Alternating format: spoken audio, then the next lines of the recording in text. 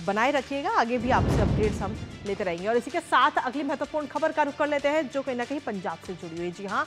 जहां दिल्ली में इस वक्त आप पार्टी जो है वो शराब नीति को लेकर रिपोर्ट सामने आ चुकी है कैग की और पीएसी का गठन होने वाला है, लेकिन ये तमाम सवाल उठ रहे हैं और वही मुद्दा अब पंजाब में भी गरमाने लगा है। जी हाँ, पंजाब में आम आदमी पार्टी की सरकार ने नई आबकारी नीति को मंजूरी दे दी है,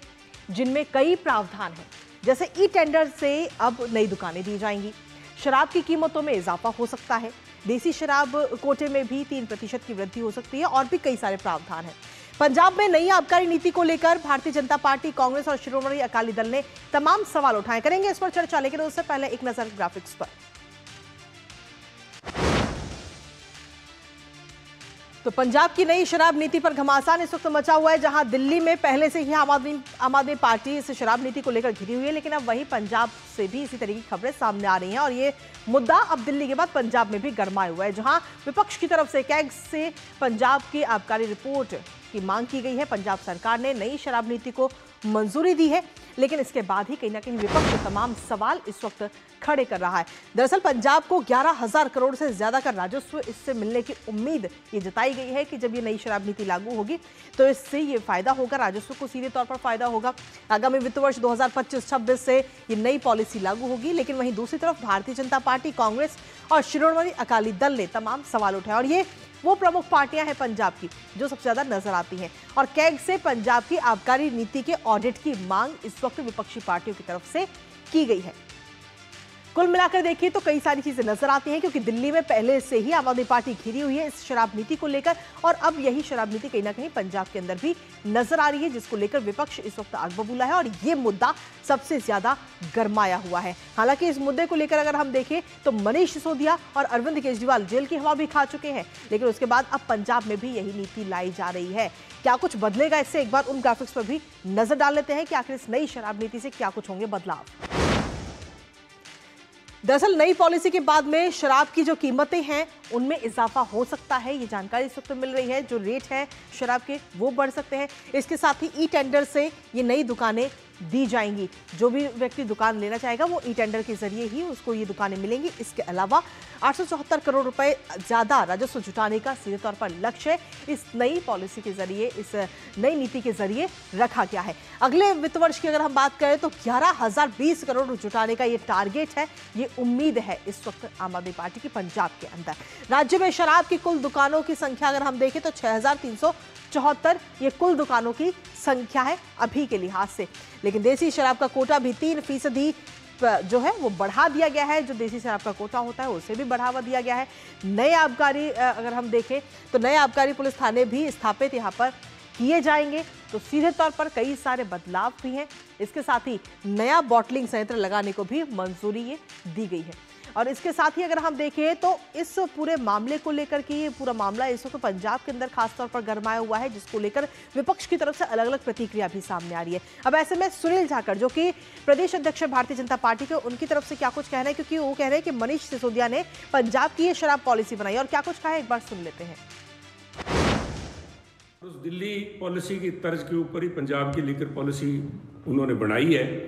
और वही पॉलिसी आज पंजाब के मुख्यमंत्री भगवंत मान जी के निवास स्थान पे हो रही कैबिनेट मीटिंग के अंदर अप्रूव भी की जाएगी। तो जहां मैं भगवंत मान जी के अच्छे स्वास्थ्य की कामना करता हूं, वहीं पे मुझे चिंता हमारे पंजाब के एक्साइज मिनिस्टर हरपाल चीमा जी की भी है। मैं नहीं चाहता और मैं इस बात का मुझे यकीन भी है कि हरपाल चीमा जी भी नहीं चाहेंगे कि उनका हशर भी वही हो जो मनीष सिसोदिया जी का दिल्ली में हुआ। उस सारी घटनाक्रम के अंदर मुझे आशा की किरण एक दिखाई दे रही है कि जिस तरह इस दिल्ली की लीकर पॉलिसी ने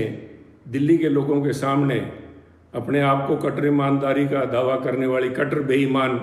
और पखंड पे आधारित जो पार्टी थी उसका असल चेहरा दिल्ली के लोगों के सामने पेश किया और उसका जो हशर हुआ है दिल्ली के अंदर, मुझे लगता है पंजाब के लोग भी पंजाब के अंदर आम आदमी पार्टी का हशर वही कर रहे। तो सुनील जाखड़ को आपने सुना, जिन्होंने सीधे तौर पर कई सारे सवाल खड़े किए और उन्होंने सीधे तौर पर कहा कि मनीष सिसोदिया ने ही ये पॉलिसी बनाई है। हमारे साथ हमारे सहयोगी अमरेंद्र गुप्ता इस वक्त जुड़ रहे हैं, सीधा उन्हीं का रुख करते हैं। अमरेंद्र, मनीष सिसोदिया इससे पहले जेल की हवा खा चुके हैं और अब एक बार फिर से कहीं ना कहीं इसी तरीके की बातें सामने आ रही है, क्योंकि नई जो पॉलिसी है वो इस वक्त पंजाब के अंदर लाई गई है और सुनील जाखड़ कह रहे हैं कि मनीष सिसोदिया पिछले कई दिनों से पंजाब में ही है, ऐसा उनकी तरफ से कहा जा रहा है। अमरेंद्र, देखिए कृतिका, सबसे पहले अगर कोई मैं बात करूं तो भारतीय जनता पार्टी के पंजाब के जो अध्यक्ष हैं सुनील जाखड़ के उन स्टेटमेंट पर देखिए, जो उन्होंने कहा कि दिल्ली में जो आपदा की सरकार है वो आफत में आई क्योंकि उन्होंने शराब नीति बनाई और यही हश्र होने वाला है उनका पंजाब में, क्योंकि कल पंजाब की कैबिनेट ने, मुख्यमंत्री भगवंत मान की कैबिनेट ने कल नई आबकारी नीति को पंजाब में लागू कर दिया गया है और उसके तहत जो सूत्र बता रहे हैं उसमें पूरा योगदान जो निवर्तमान जो दिल्ली सरकार के उप मुख्यमंत्री, आबकारी मंत्री और शिक्षा मंत्री मनीष सिसोदिया का पूरा हाथ है, क्योंकि अरविंद केजरीवाल जो पार्टी के संयोजक थे वो चाहते थे कि दिल्ली की लिकर पॉलिसी को पंजाब में लागू कर दिया जाए और कई दिनों से इसकी कवायद चल रही थी। हालांकि जो सूत्र ये भी बताते हैं कि मुख्यमंत्री भगवंत मान जो है ये नहीं चाहते थे कि पंजाब में दिल्ली वाली पॉलिसी लागू हो, लेकिन इस तरह की बात आ रही है कि जो पार्टी आला कमान चाह रहे थे उसके मुताबिक उन्होंने कल नई कैबिनेट ने, जो पंजाब की कैबिनेट ने नई आबकारी नीति को लागू कर दिया है और इसके तहत जो लक्ष्य रखा है 11,020 करोड़ रुपए का लक्ष्य रखा है। लेकिन देखिए सबसे बड़ी बात, ये वही पॉलिसी है कृतिका जिसमें मुख्यमंत्री जब रहे अरविंद केजरीवाल, उसके बाद वो जेल गए, 156 दिन उन्होंने तिहाड़ की हवा खाई। इसके अलावा जो आबकारी मंत्री और शिक्षा मंत्री और उप मुख्यमंत्री मनीष सिसोदिया 17 महीने तक जेल की हवा उन्होंने खाई है। इसके अलावा संजय सिंह जेल में रहे। पार्टी के तमाम आला जो नेता है वो निशाने पर है इसी नीति को लेके, और दिल्ली में जिस तरह से एलजी विनय कुमार सक्सेना ने उनकी कलई खोलनी स्टार्ट की थी उससे वो बैकफुट पे आए और ये चुनाव में नतीजे भी बताते हैं कि किस तरह से आपदा ने आफत दे दी थी दिल्ली में और यही मॉडल उन्होंने पंजाब में प्रारंभ करने का प्रयास किया। और देखिए सबसे बड़ी बात, किस तरह से पंजाब में एक छवि रही है, ये उड़ीसा पंजाब की एक छवि पिछले काफी टाइम से रही है जहाँ पे लोग शराब को लेके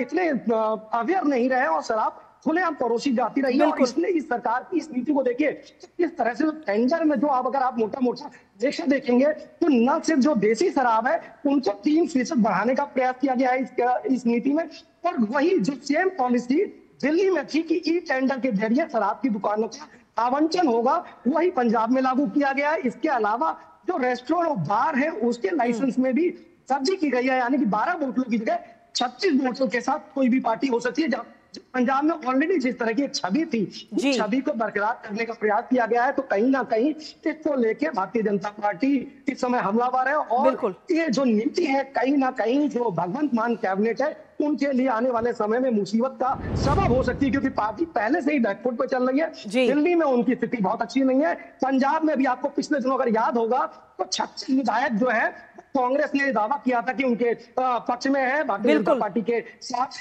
कहीं ना कहीं पार्टी बचाने की कवायद के बीच में ये जो नीति है या इनके लिए कहीं ना कहीं एक कहें कि बहुत ही कठिनाई वाला सबक साबित हो सकता है। चलिए फिलहाल बहुत बहुत शुक्रिया अमरेंद्र, तमाम अपडेट्स हमारे साथ साझा करने के लिए। इस खबर पर आगे भी आपसे अपडेट्स लेते रहेंगे। तो कुल मिलाकर देखिए तो पंजाब के अंदर एक बार फिर से अब नई आबकारी नीति जो कि दिल्ली के अंदर भी नजर आई और वही मुद्दा अब पंजाब में भी गर्माता हुआ नजर आ रहा है। हालांकि विपक्ष की तरफ से मांग की जा रही है कैग से इस पूरे मामले की जांच कर रिपोर्ट दी जाए। फिलहाल नजर इस खबर